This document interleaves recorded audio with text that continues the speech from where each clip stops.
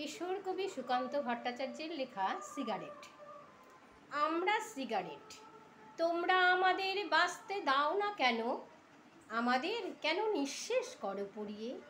কেন এত স্বল্পস্থায়ী আমাদের আয়ু?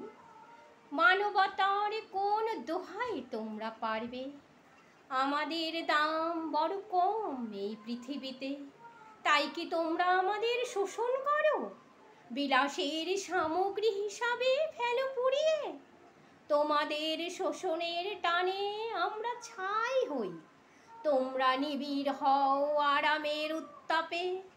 তোমাদের আরাম আমাদের মৃত্যু, এমনি করে চলবে আর কতকাল?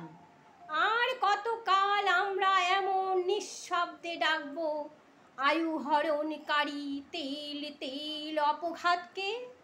দিন আর রাত্রি, রাত্রি আর দিন তোমরা আমাদের শোষণ করছো সর্বক্ষণ।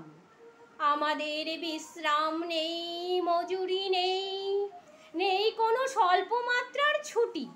তাই আর নয়, আর আমরা বন্দি থাকবো না কৌটোয় আর প্যাকেটে, আঙুলে আর পকেটে।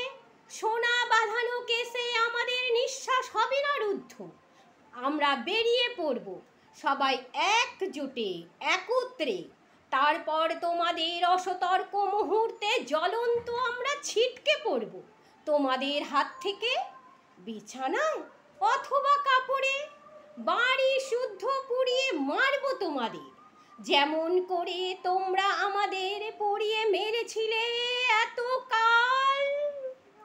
হাততালি দিতে